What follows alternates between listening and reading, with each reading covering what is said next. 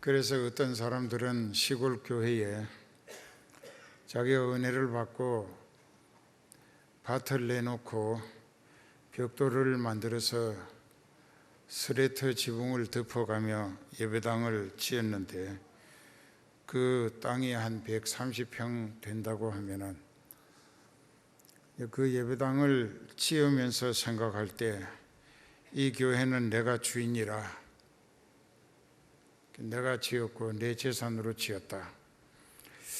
그러면 예수님은 설 자리가 없어지는 겁니다.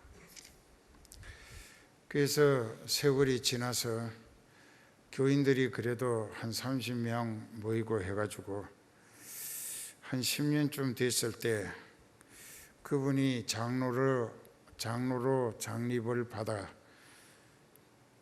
장로님으로 세워졌는데 그 다음부터 그 교회 주인이 하나님으로 내드렸으면 얼마나 좋았겠는가마는 자기가 계속 그 물질 투자에 대한 주권의식을 가지고 자기 예배당, 자기 교회라고만 생각을 했고, 처음엔 전도사님을 모셨다가 강도사님을 모시게 되고 조금 더 모여서 목사님을 모시게 됐는데, 그 목사님이 오셔서 설교를 하시면서 따끔 가다가 교회의 주인은 예수님이고 예수님은 교회의 머리가 되신다고 할 적마다 이 장로님은 자기 입지나 또 자기의 주권이 침해당하는 것처럼 생각을 했습니다.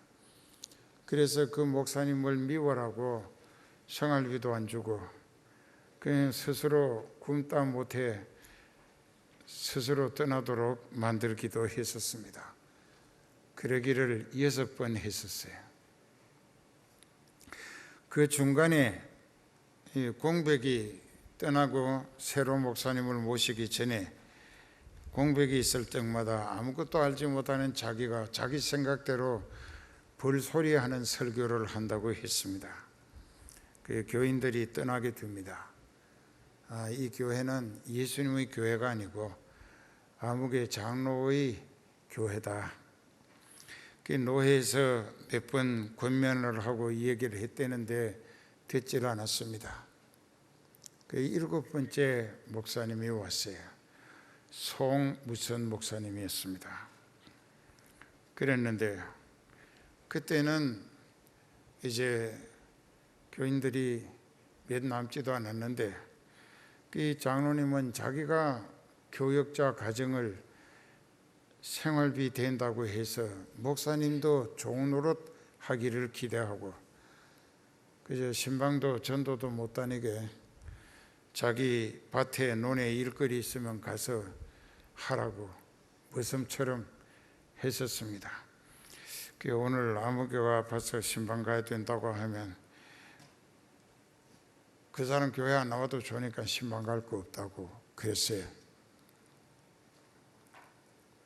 그래가지고 이런 일들이 한국 교회 사이에 들어 있었습니다. 하나님이 어떻게 보실까? 하나님이 그 사람을 어떻게 하실까? 그 사람이 어느 날 자다가 까무러쳤습니다. 그러니까 오른쪽 절반이 마비돼가지고 중풍이라고 하는 것으로 인하여 반신불수가 됐어요. 그랬는데도 회개하지 않습니다. 그 교회는 자기가 주인 행세를 해야 되고 목사님까지 종으로 부려 먹어야 되는데 하나님의 종으로가 아니라 자기 개인의 종으로, 왜 자기가 월급을 줘서 목사 내외와 또 그 자녀들을 이렇게 살린다, 이 돈 가지고 행세하는 그런 장로님이었습니다. 근데 회개를 하지 아니하니까 한쪽이 맞아 마비되기 시작을 했습니다. 그때 이제 그 도시 충주라고 하는 곳인데 그 도시에 충주 시민 복음화 대회라고 하는 걸 했었어요. 그때 제가 주 강사로 갔습니다. 이 저녁에는 주 강사가 하고 새벽에는 또 다른 목사님이 하고 낮에는 또 다른 분이 했었는데 그 이제 갔었어요. 가가지고 이제 여러 교회가 연합해서 부흥회를 하는데 많은 목사님들, 그 이제 장로님들, 권사님들 모였습니다. 근데 그 교회 목사님이 그래도 선한 목자처럼 그 장로님을 살려야 한다고, 그 영혼을 구원해야 한다고, 그래서 이번 부흥회 때에 은혜 받게 하자고, 그 이제 경운기에다가 요판을 깔고 거기에다가 환자를 눕혀가지고 도심지로 큰 교회에 집회하는 데 왔습니다. 그 이제 한쪽 저 앞에 강단 앞쪽에 거기다 갖다가 눕혀놨어요. 그 입도 돌아가서 말도 잘 못하고, 그런데 거기에서 계속 듣습니다. 그 첫날 저녁을 듣고 그 이튿날도 들었어요. 그 사흘째 되던 날 막 울면서 회개를 합니다. 깨달은 거예요. 그리고 한없이 회개를 하고, 그 자기 부인 보고 권사님인데 목사님 오시라 하라고, 처음으로 목사님 오시라 하라고, 자기 목사님을. 나이로 보면 아들 같은 정도지요. 그때 목사님이 43살이었을 겁니다. 그러니까 옆에 오니까는 그만 엎어져 가지고, 목사님 내가 죽일 놈이라고, 돈도 내 것이 아니고 집도 땅도 내 것이 아니고 다 주님의 것이고, 주님이 나로 관리하게 하셨기 때문에 내가 관리자로 행세했어야 하는데, 내가 주인으로 행세한 것은 하나님의 권한을 가로채고 내가 엄청난 죄를 지었다고. 내가 이대로 벌을 받고 죽으면 지옥 갈 것이니까 나를 용서해 주라고. 목사님이 용서해 주셔야 하나님도 용서해 주실 거 아니냐고 이제 깨달은 얘기가 나옵니다. 그게 막 회개가 터졌어요. 그 이제 설교 끝나고 통성기도 들어갔는데 그쪽에서는 그 교회끼리 모여가지고 뭐 아주 부흥회 기폭제가 폭발한 것처럼 그렇게 됐어요. 그렇게 되고 나서 다른 사람들은 은혜가 충만하고 그 뭐 각자 자기 기도하고 환자들도 기도해 달라고 따로 앞에 나와서 이제 내가 기도하고 그렇게 했는데, 그 부인 되는 권사님하고 목사님이 사모님이랑 셋이서 와서 나를 붙들고 끌고 갑니다. 장로님이 회개하겠다고 한다고.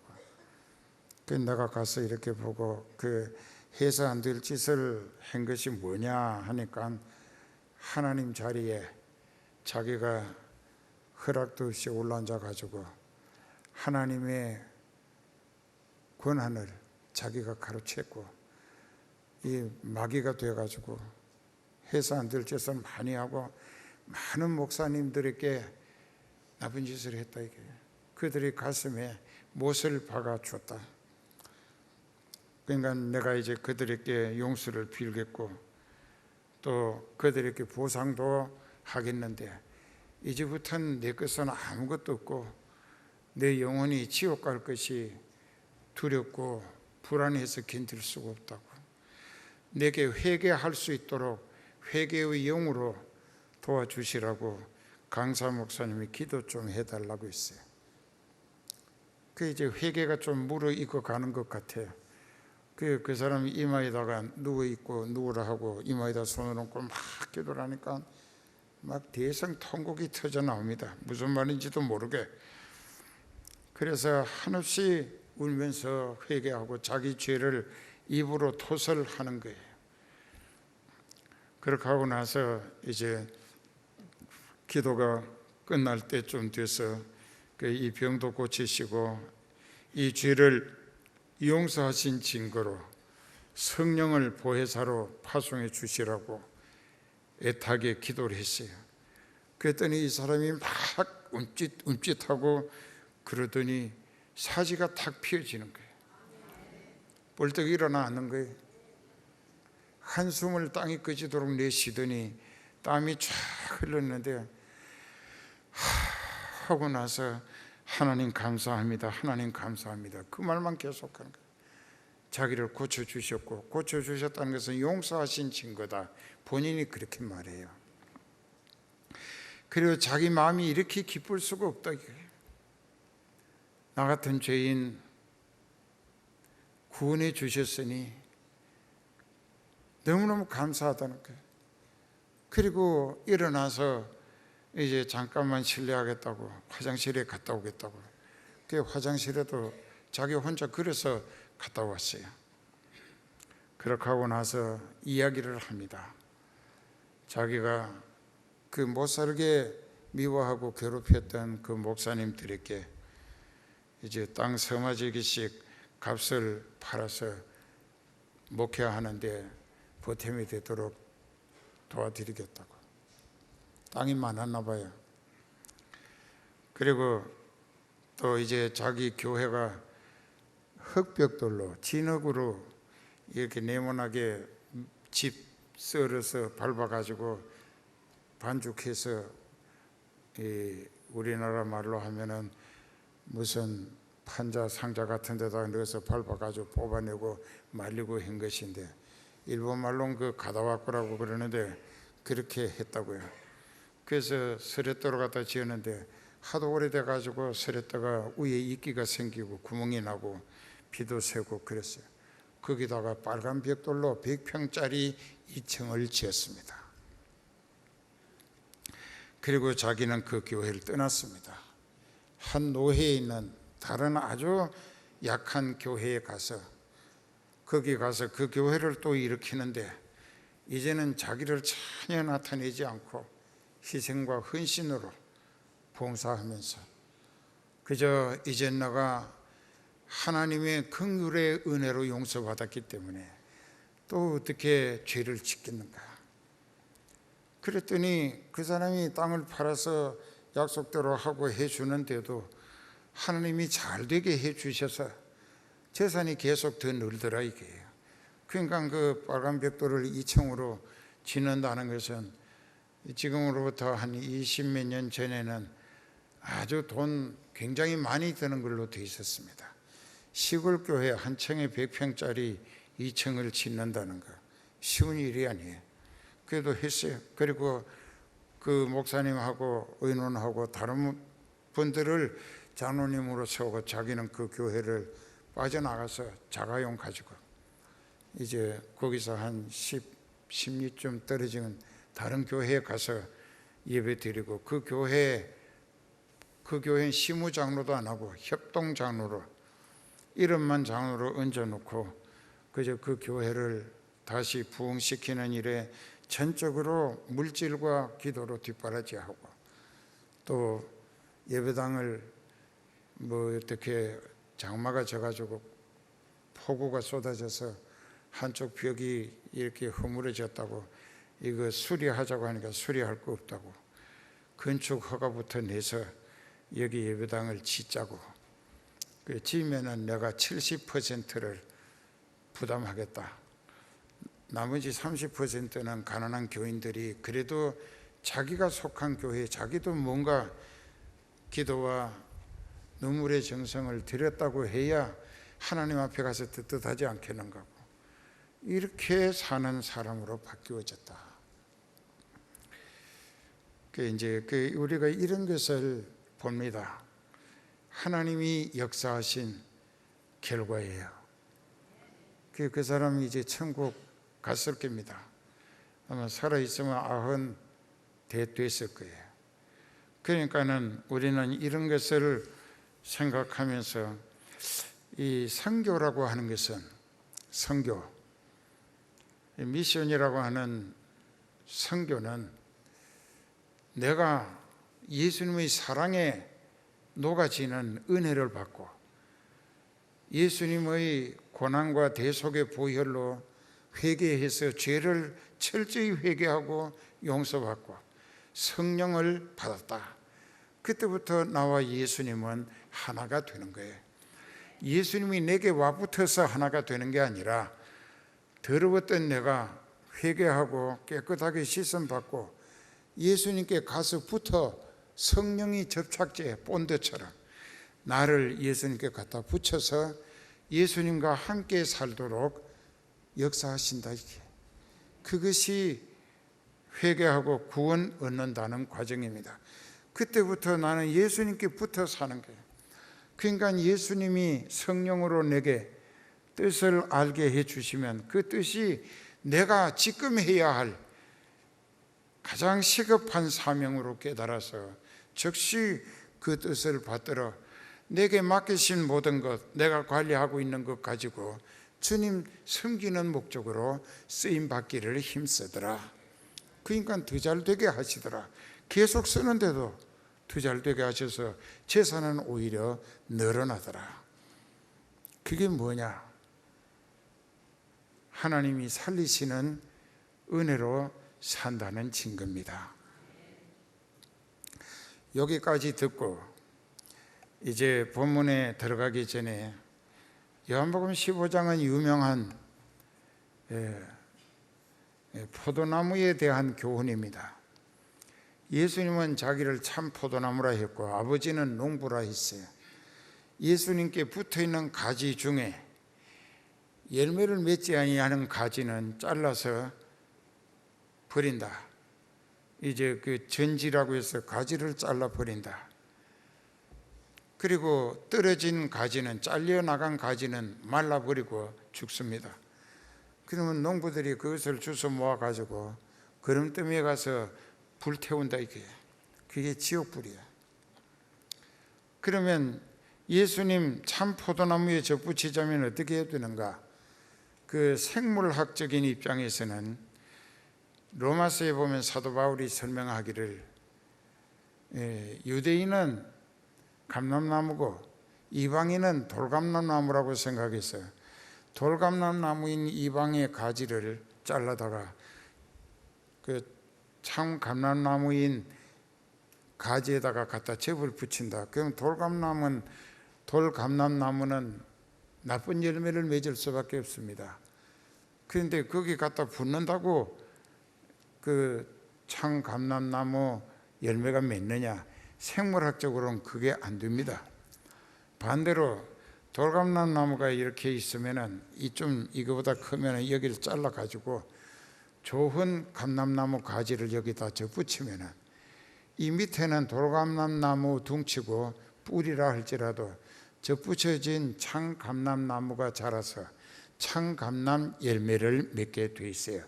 이것이 생물학적으로 하나님이 그렇게 만드신 거예요. 중국에 연변 가면은 도문 가는 길에, 연길에서 도문 가는 길에 오른쪽 산비탈에 보면은 이 산비탈에 배나무인지 사과나무인지 많이 있어요. 근데 그것이 이제 열매를 배라고 하는 것을 이거만한 걸 따서 깎아가지고 접시에 쪼개서 주는데 먹어보니까는 배 맛도 나고 사과 맛도 나요. 그러니까는 사과배라고 그래. 그 사과면 사과고 배면 배지 무슨 사과배라고 하는가 했더니 이 사과나무 묘목을 길러가지고 이만큼 자랐을 때 자르고 거기다가 자기네들이 원하는 배나무 가지를 갖다가 접을 붙였어요. 이게 이제 접 붙여져서 이게 제대로 자라게 되는데, 그런데 거기 열리는 것은 원 몸통과 뿌리는 사과인데 가지만 배나무라. 그런데 거기 열리는 배가 사과맛, 배맛 겸하여 나는데 이건 하나님의 창조 질서의 혼란을 이야기한 인간들의 욕심의 결과다 이게. 그런데 그것이 굉장히 맛이 좋고 많은 사람들에게 아주 인기를 끌고 한다는 거예요. 거기 가면 평양면옥이라고 있는데 그 집에 가서 냉면을 시켰는데 그때 그 김 장로님이라고 그 같이 가서 냉면을 먹고 나니까는 그 냉면 위에 떠 있는 게 배 조각이 2개씩 떠 있어요. 아주 얇게. 이건 뱀가 하고 먹어보니까 맛이 이상해서 이건 배가 참 맛이 좋다고 그랬더니 그게 사과배라고 하는 겁니다. 그게 지금 설명을 들은 거예요. 어디 가서든지 얻어 들었으면 그것이 평생 이 입력이 돼 있어야 돼요. 그게 사과배. 아마 그쪽에서 오신 분들 여기 허옥손인 잘 알 거예요. 거기 살고 있었으니까. 그래서 이런 것을 생각하면서 우리는 어떻게 예수님의 참 포도나무가 될 수 있는가? 우리는 들포도보다 못한 악한 열매 맺는 죄악의 나무였었습니다. 그러면 참 포도나무인 예수님께 접붙여져서 예수님과 함께 공생하는, 더불어 사는 접붙임이 성공적일 수 있기 위해서 먼저 해야 할 일은 뭐냐?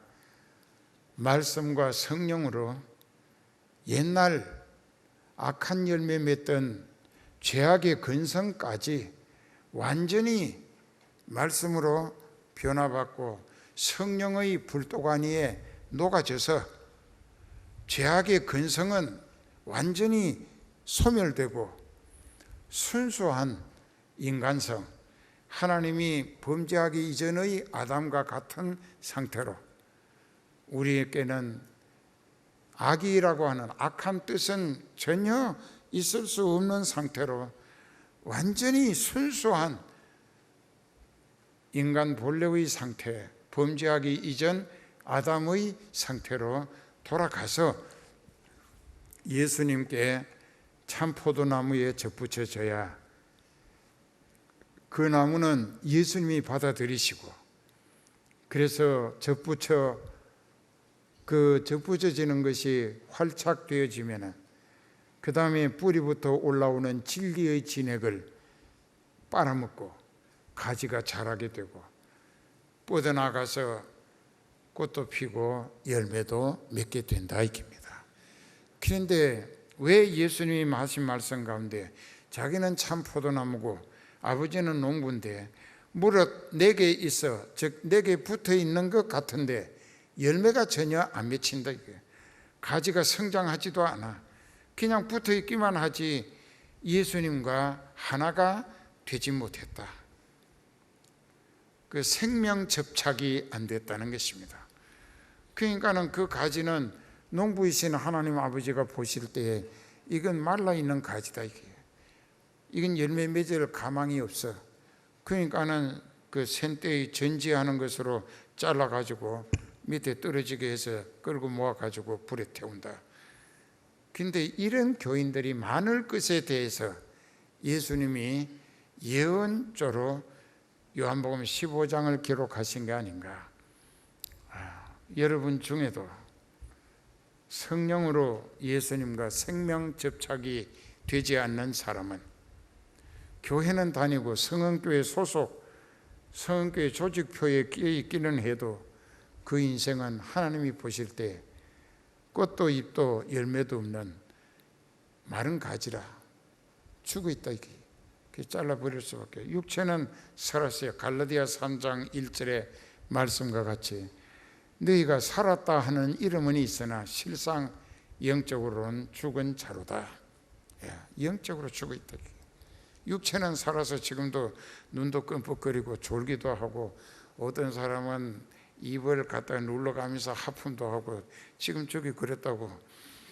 그런 것을 이렇게 보면서 안타까운 게 뭐냐. 저 사람이 영적으로 살아있다면 이렇게 늙고 허약한 목자가 애타게 전하는 성령의 생명의 말씀, 그걸 들을 때 어떻게 졸고 하품할 형편이 되겠는가.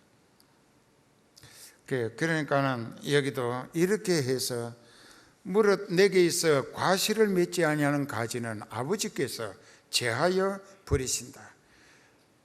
그것을 모아다가 불에 던져 사른다.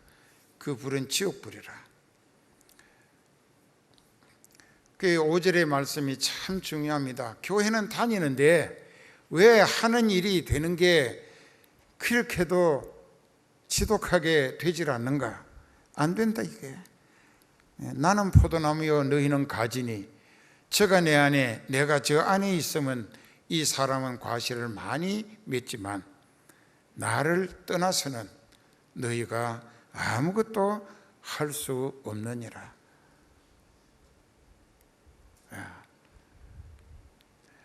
나는 참 포도나무요 너희는 가지라. 예수님과 그 사람이 영적으로 생명 접붙임이 성령의 역사로 이루어졌다면 그 사람은 가만히 있어도 뿌리가 진액을 올려주고 둥치가 자라게 해서 그 가지는 자라가게 돼 있어요. 가만히 있어도 자라간다. 살아있는 가지는 계속 뻗어나갑니다. 왜 뻗어나가냐? 뿌리로부터 진액이 계속 공급되기 때문에. 그리고 계절 따라 꽃도 피고 잎도 피고 열매도 맺는다 이게. 근데 열매가 없다는 것은 죽었다는 얘기입니다. 그러니까 여러분들의 신앙이 철저히 회개해서 죄악의 열매를 맺던 과거 죄인 괴수였던 내가 예수님 앞에 철저히 회개하고 근본적으로 완벽한 철저한 회개를 해서 그 모든 죄가 다 용서받아지고 그 다음에 죄 없는 순수한 하나님이 창조하신 범죄 이전의 아담은 사람이란 뜻입니다. 범죄 이전의 사람의 상태로 돌아가서 참 포도나무이신 예수님께 성령의 중개로 생명 접붙임을 받아라. 생명 접붙임을 받으면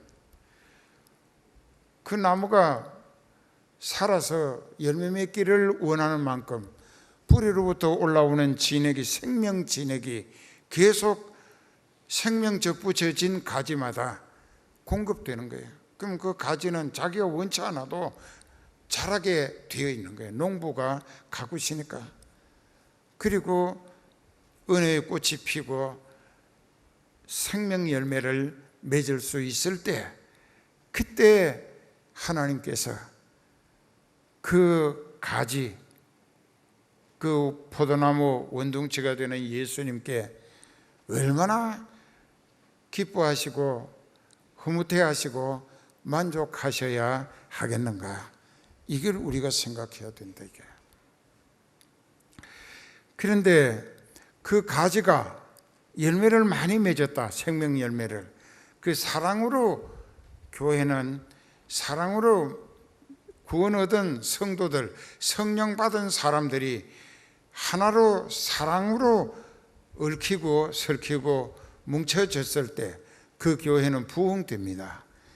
근데 내가 해외에 다니면서 남이나 유럽이나 아시아나 미주나 여러 곳에 가서 이렇게 볼 때 어떤 교회 가면 찬바람이 아주 얼음장 같은 분위기라.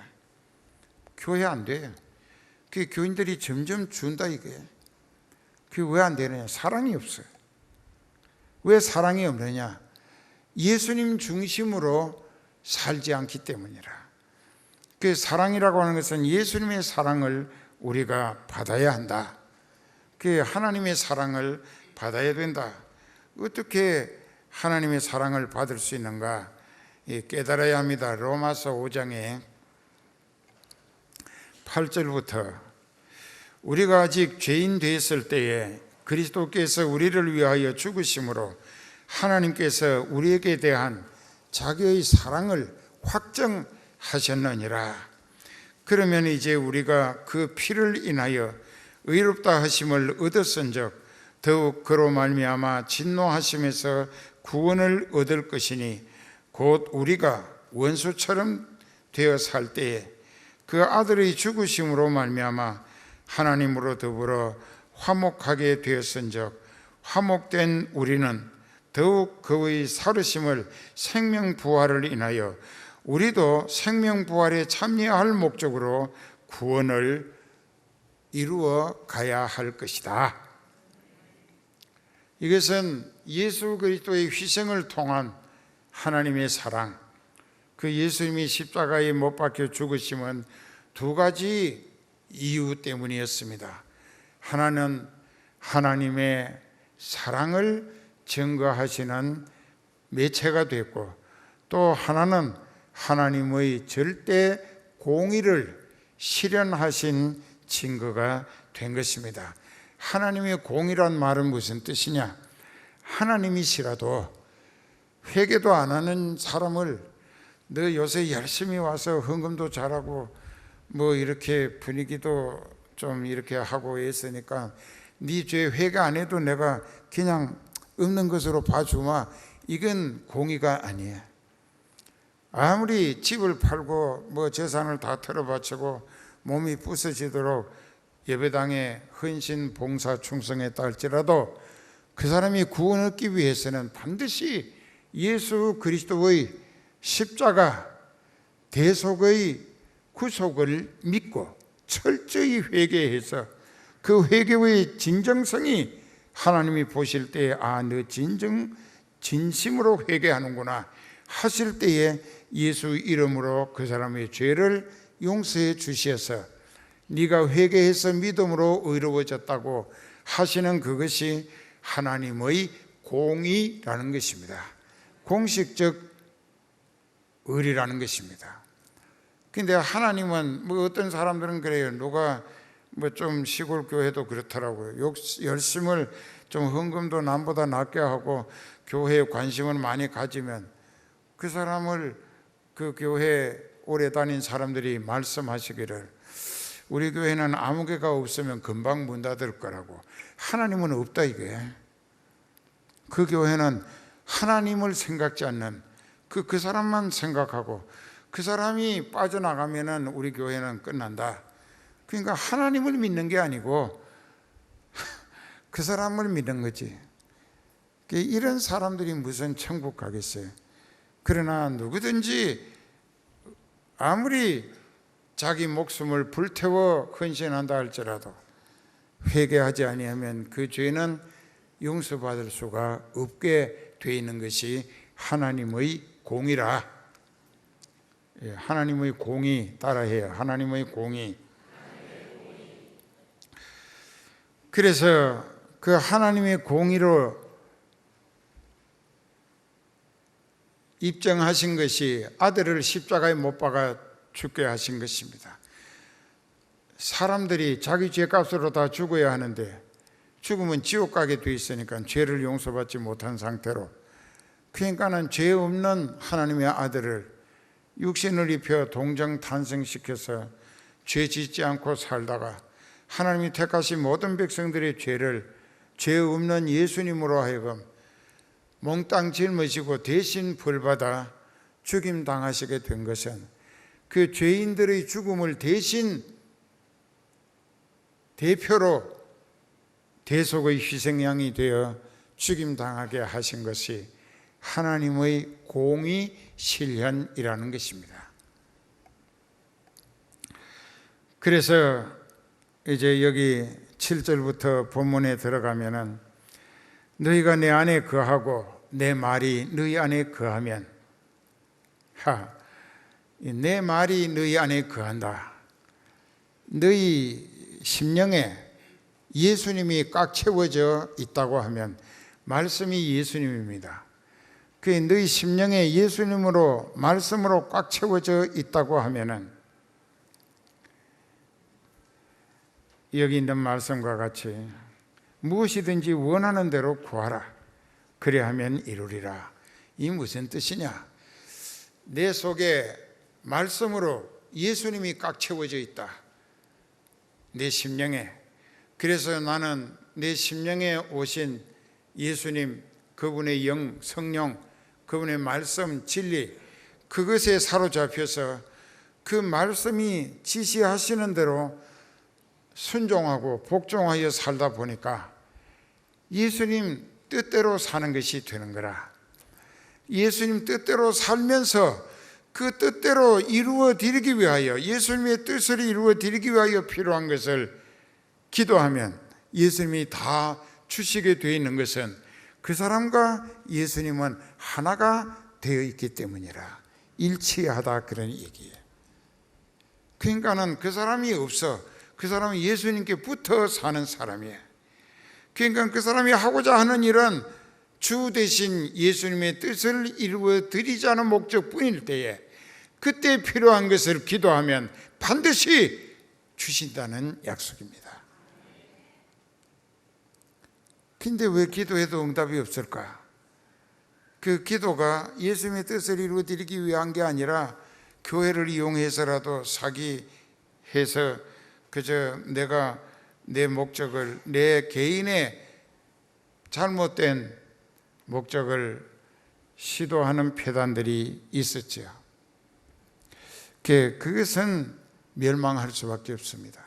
음부에 가서 고통에 시달리다가 지옥 가서 영원히 불꽃 가운데 시달리겠죠.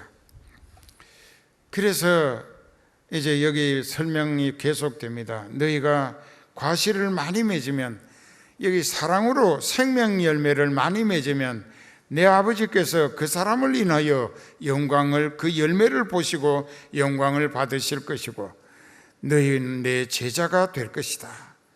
아버지께서 나를 사랑하신 것 같이 나도 너희를 사랑한다. 나의 사랑 안에 거하라. 다시 설명합니다. 내가 아버지의 계명을 100% 지켜 살았기 때문에 내가 아버지의 사랑을 독차지할 수 있었던 것처럼 너희도 나와 온전히 하나 되기를, 연합하여 하늘나라까지 영원히 함께 영생복락에 참여하기를 원하거든 나의 계명을 지키라. 나의 계명이 뭐냐?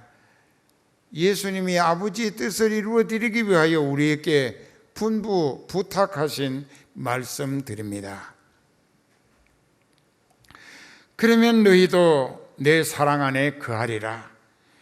우리가 예수님의 사랑을 받기를 원하면 예수님의 뜻을 맞추어서 예수님의 말씀에 순종하여 살기를 힘쓰는 것이 예수님의 사랑을 넘치게 받을 수 있는 방법이 되고, 또 예수님이 기뻐하시는 뜻을 이루어 드리기 위하여 필요한 것을 청구하는 기도는 반드시 서둘러 들어주시게 돼 있다는 거예요.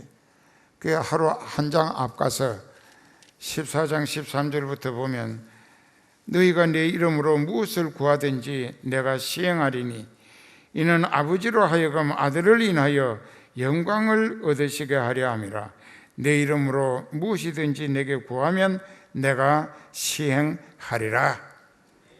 예수님의 약속이에요. 근데 우리는 생명 열매 맺는 것이 예수님이 목숨 버려서 죽임당하시고 고난당하시고 대속의 희생양이 되신 데 대한 예수님의 최고의 소원은 자기로 말미암아 구원 얻은 사람들을 통하여 더 많은 영혼이 구원 얻기를 원하시는 너무나 당연하고 간절한 소원이라는 것입니다. 그래서 기도는 응답 보장이 선포되어 있는데, 그것은 너희가 나를 사랑하면 내 계명을 지키리니 내 아버지께도 사랑을 받을 것이요 나도 그를 사랑하여 그 사람을 통하여 내가 나타나도록 역사해 줄 것이다. 자, 이게 장 목사가 그렇게 살고 있다고. 한번 생각해 봐요. 이렇게 늙고 병들고 원래부터 형편없이 생겼는데 이런 걸 누가 사랑하고 기다리고 환영하며 존경하고 또 기대하고 대접하겠는가? 예수님이 붙들어 쓰시기 때문에 가는 곳마다 그들이 이 장 목사를 통하여 은혜 체험을 한다. 이게 성령의 능력과 치유와 또 귀신 축사 또 그 외에 여러 가지 많은 영적 체험을 함으로 몰랐던 영적 세계와 신령한 소망의 기쁨을 맛보게 해 주시는 도구로 예수님이 써 주셨기 때문에 그들이 눈에 보이는 것은 강사밖에 없다. 이게 예수님은 안 보이거든. 그 인간은 그렇게 기다리고 사랑하고 또 거짓없는 진정성 어린 섬김으로 협력한다. 이게 여러분들도 이장 목사를 통해서 은혜를 받았고 영적 가치를 깨달았고 하늘의 영원하고 신령한 소망을 얻은 것이 확실하다고 하면 아마 이 세상에서 어느 누구보다도 천국 소망을 생각할 때 그 목자에 대한 고마움과 기대, 그리고 협력해야겠다는, 또 다른 영혼을 구원시키기 위하여 나도 그 선교에 동참해야 되겠다, 이런 마음들이 성령으로 불일 듯 일어나게 될 것입니다. 그런데 교회는 다니는데, 직분도 받았는데 영적인 세계에 대해서는 꿈 뒷전이라, 그 현실이 그저 호구지책이 급급하다, 뭘 먹고 뭘 입고 어떤 장막에 걷자고 살까, 거기에 밤낮 허우적거리느라고 저 높은 곳을 쳐다보지 못해. 그 옛날에 일본 학교 다닐 때 일본 선생님이 말씀하시기를, 그 어떤 천문학자가 굉장히 도수 높은 망원경을 들고 그걸 눈에다가 갖다가 맞춰가면서 하늘의 천체들의 움직임을 발견하려고 그 이제 이렇게 하늘만 보고 가는 거예요.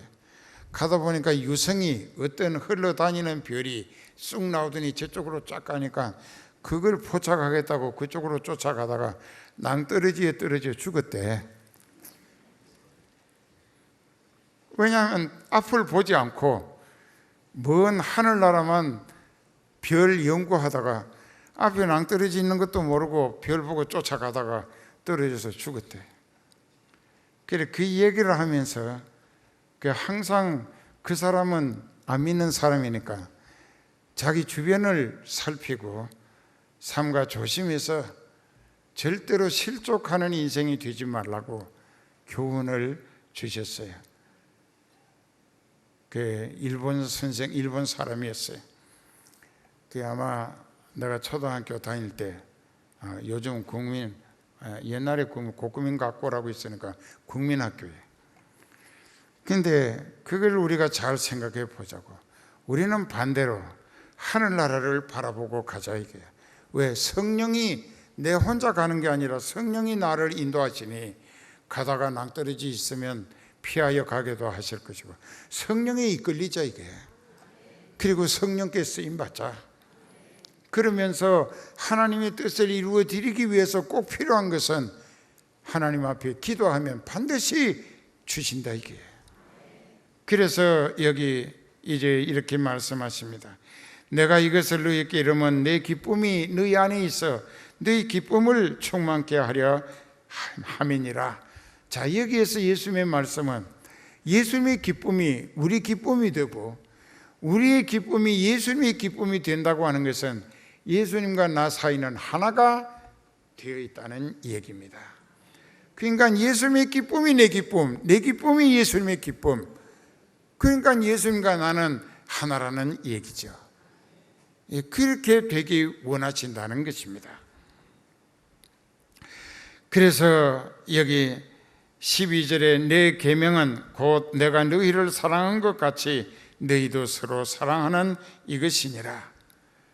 사람이 친구를 위하여 목숨을 버리면 이에서 더 큰 사랑이 없다. 그렇죠. 친구 위해서 대신 죽어주는 일은 잘 없는 일이죠. 그러나 예수님은 죄인들을 위해서 하나님의 자리를 내놓고 육신을 입고 세상에 오셔서 죄인들이 지은 죄값을 몸으로 대신 벌받아 죽임당해 주셨다는 것입니다. 그래서 우리가 아직 죄인되어 있을 때 그리스도께서 우리를 대신해서 죽어주심으로 하나님께서 우리에게 대한 자기의 사랑을 확실히 증명해 보여주셨다. 그래서 그 사랑에 젖어 사는 사람들은 예수님 중심으로 살 수밖에 없습니다. 이젠 내 존재의 주체는 내가 아니고 예수님이고 나는 그분에게 붙어 사는 가지라. 가지. 그렇게 살면은 나는 항상 본체이신 예수님을 따라 살 수밖에 없는 거예요. 나도 그렇게 살고 여러분들도 그렇게 살면 그 예수님이 그 사람들을 통해서 자기를 나타내 보여주시겠다. 이게 그 우리가 가서 그 필리핀에 가서 그 사람들을 미개한 사람들 신발도 없어요. 뭐 샤워실도 없고 그 하루에 한 번씩 비가 오니까 그 비 오면 샤워하는 거예요. 그렇게 하고 이제 사는데 그 사람들에게 복음을 전한다. 이게 그 복음을 전할 때에 그들이 듣고 깨달으면 회개 역사가 터지고 병도 낫고 문제도 해결되고 귀신도 쫓겨나고 성령을 받고 이렇게 되는 역사를 통하여 그것이 곧 장 목사를 통하여 예수님이 구원하시는 목적의 자기 역사를 나타내 보이신 것입니다. 내가 한 게 아니고 예수님이 성령으로 자기 뜻을 이루는 목적에서 역사해 내신 증거다. 이게 너희가 나를 사랑하면 내 말을 지키리니 내 아버지께 사랑을 받을 것이요 나도 그를 사랑하여 그에게 나를 나타내리라. 이게 그 말씀이에요. 그 사람은 예수님께 붙어 사는 사람이니 예수님 자기를 나타내기에 아주 좋은 자료가 되는 것이죠. 그래서 너희가 나의 명하는 대로 행하면 곧 나의 친구라. 친구, 필로스라고 합니다. 헬라어로 친구. 이제부터는 너희를 종이라 하지 아니하리니 종은 주인이 하는 것을 알지 못함이니라. 너희를 친구라 하였노니 내가 내 아버지께 들은 것을 다 너희에게 알게 하였습니다. 이것은 예수님이 자기를 믿고 구원 얻는 성도들과 더 온전히 연합하는 완벽한 하나가 되기를 원하셔서 그 주와 종의 관계는 하늘과 땅만큼 차이가 있고 또 스승과 제자의 차이도 그 스승의 그림자도 밟지 않는다고 동양에서는 그러는데 스승과 제자의 차이도 교기가 엄청난 차이를 둡니다. 그런데 그래서 너무 친밀하게 너하고 나하고 격이 없이 완전히 하나로 연합해서 하나가 되자. 그래서 이 말씀을 하신 거예요. 그러다 보니까는 생각이 잘못된 이 목사님이나 교인들 중에는 예수님을 친구라고 낮추어서 생각하고 자기하고 맞잡이로 생각을 하고 예수님의 존재를 그저 자기와 맞먹는 상대방으로 함부로 취급하는 폐단들이 요즘 한국교회뿐만 아니라 세계교회에 만연해 가고 있어. 그들의 신앙이 엉터리가 돼가고 있다. 그 예수님을 깔고 뭉개는 거예요. 이용만 해먹는 거예요. 이건 그 뜻이 아닌데 영적으로 네가 하늘나라 가기 위해서는 내게 붙어야 된다. 내게 붙어있는 가지가 되려면 철저히 회개하고 죄악의 근성을 성령의 불로 완전히 태워 없앤 다음에 범죄 이전의 사람으로 돌아가서 나하고 접붙여져 하나가 돼야 한다. 그리고 이제 내가 원둥치고 너는 가지니까 내가 하자는 대로 해야 되고 내가 기대하는 열매를 맺어야 한다. 그런 뜻이에요. 그래서 제대로 된 신앙인은 예수님을 하나님으로 알고 자기는 땅바닥의 가장 낮은 자리에 무릎을 꿇을 줄 알게 된다는 것입니다. 그 사람이 더 큰 은혜를 받는 거예요. 이제 물도 낮은 대로 흐르는데 예수님하고 나하고 내가 예수님을 이어가면 이 사람 평생 교회 다녀도 은혜는 한 방울도 받을 수 없어요. 예수님을 무시하고 짓밟고 그러니까 예수님하고 같이 있어도 이 사람은 은혜 전달이 안 돼. 예수님 앞에 낮아져야 된다고. 그래야 이 물이 일로 은혜라는 것이 흘러 들어가는 거예요. 그래서 교만은 패망의 선봉이고 거만은 넘어짐의 앞잡이라고 잠언 16장 8절에 다른 것보다도 이건 꼭 외우고 사는 게 좋아.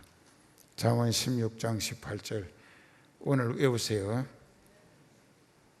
교만은 패망의 선봉이고 거만은 넘어짐의 앞잡이라. 그래서 마지막 16절에 너희가 나를 택한 것이 아니요 내가 너희를 택하여 세웠다고 하는 것은 살렸다라는 얘기와 같습니다. 죄악으로 죽은 너를 내가 택하여 네 죄를 대신 구속했고 죽은 너를 내게 접붙여 되살려 줬다. 그랬으니 왜 살려줬느냐?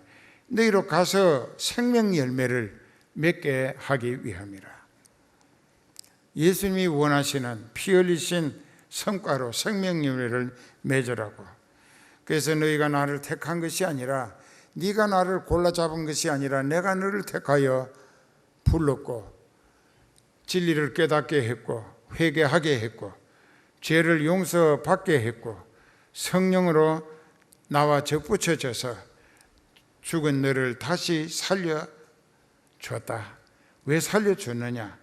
너희로 가서 과실을 맺게 하고 또 그 과실이 항상 있게 하여 한 번 한두 개 맺는 것으로 한두 개 열매 맺어가지고 이거만 바람에 흔들거리면서 나도 열매 맺었다고 할 것이 아니라 계속 열매를 죽을 때까지, 하늘나라 들어갈 때까지 먼저 맺은 열매는 익어서 천국 나보다 먼저 갈 수도 있고, 그리고 또 새로 풋내기 열매라도 맺어야 되고 또 새끼 열매라도 맺어야 되고, 이렇게 자꾸 열매를 맺어서 너희 과실이 생명 열매가 네게 항상 있다고 하면 여기 뭐라고 했습니까? 내 이름으로 아버지께 무엇을 구하든지 다 받게 하려 함이라. 그 기도를 하나님이 들어주실 수 있는 기도를 할 줄 아는 지혜도 필요한 줄 압니다. 열매는 하나도 없으면서 달라고만 마치 빚쟁이 보채듯이 아버지하고 갈 때처럼 머리는 숙이고 이것저것 주시라고, 그런데 지체하지 마시고 빨리 주셔야 한다고, 무슨 염체로 그런 기도를 하는가? 하나님이 보실 때 너 열매가 하나도 없구나. 내가 네게 주면 그것이 내게 무슨 성과가 기대될 수 있겠느냐? 그게 더디질 수밖에. 이제부터 전도하고 선교하는 일에 열심히 참여하여 생명 열매를 주렁주렁 많이 맺어가지고 그 열매에 더 맺어드리기 위해서 필요한 것을 하나님 앞에 정식으로 기도하면 하나님은 기도하기 즉시 오냐? 알았다. 내가 즉시 주리라 하실 것이라는 뜻입니다. 기도합시다.